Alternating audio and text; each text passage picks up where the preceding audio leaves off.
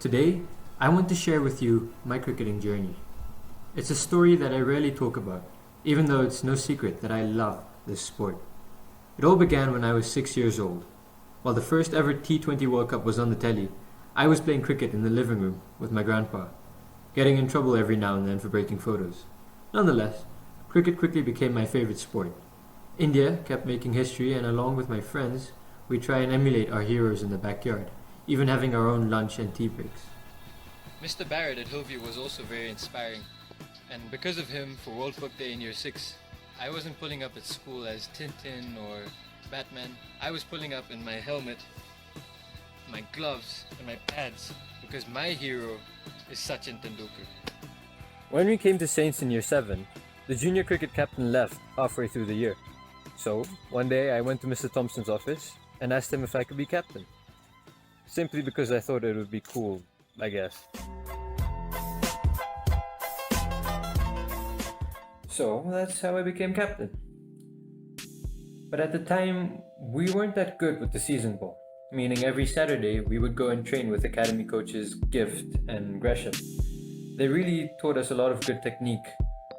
The only problem was, I was still a kid and I didn't have much power.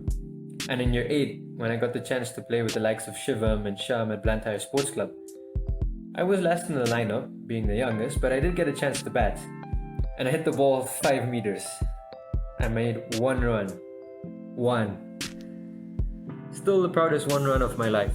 What we didn't realize at the time was that the sun was setting on SAINTS cricket. At the end of Year 9, all the seniors and the teachers were leaving. I was in Year 10 and somehow in charge of school cricket. Obviously, I didn't really know what to do. Every lunchtime or break time, our crew were at the nets, mostly chatting. But I love batting, so I would tell my friends that if they wanted to bat, they have to get me out first.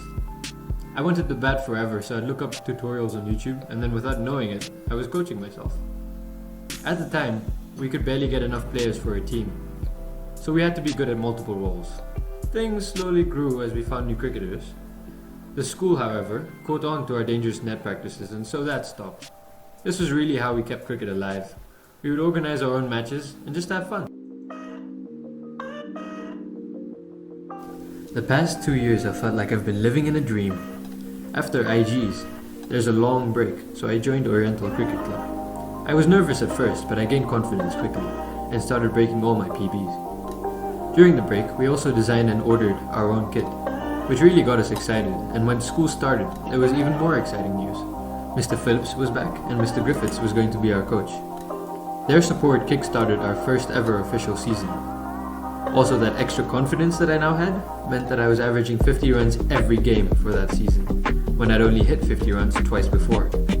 We finished third in the Under-19 tournament, and I was given MVP. As soon as that was over, I organized an annual match called the Thompson Shield. At the end of the term, I received full colours, but something wasn't right. I still felt a little guilty, a little selfish, so I decided that I'd focus on coaching from now on. The next August, I got to meet cricket legend John T. Rhodes. You can tell how starstruck I was. I was scared to even touch him. This was all in preparation for an international match against a Zambian side. It was a great honour representing Malawi. Later, I managed to tick one more thing off our bucket list as we toured the capital. Unfortunately, organizing it was an absolute nightmare.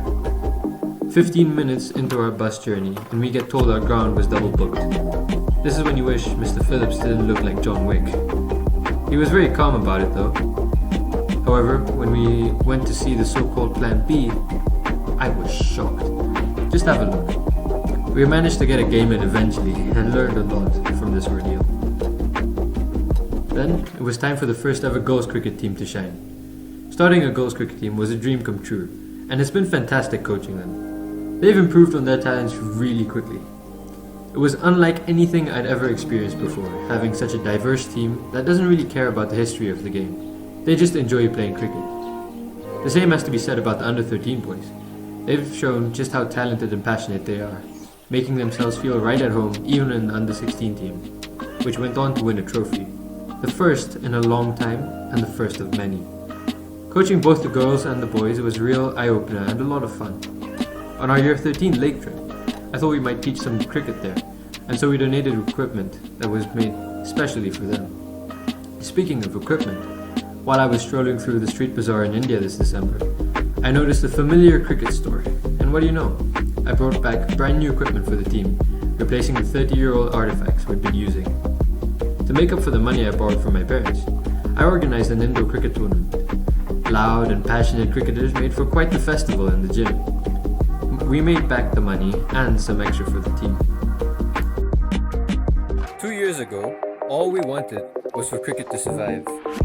And now with this next generation, the game is in safe hands.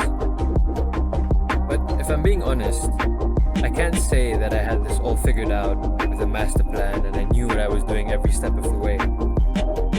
I had a dream of what cricket could be, and I really owe it to a lot of my friends, a lot of my closest friends, for helping me make that dream a reality. You've been there right from the start, and it's really because of you that this journey was worthwhile. I also want to say thank you to all the coaches and all the new friends that I made along the way. It really has been a pleasure.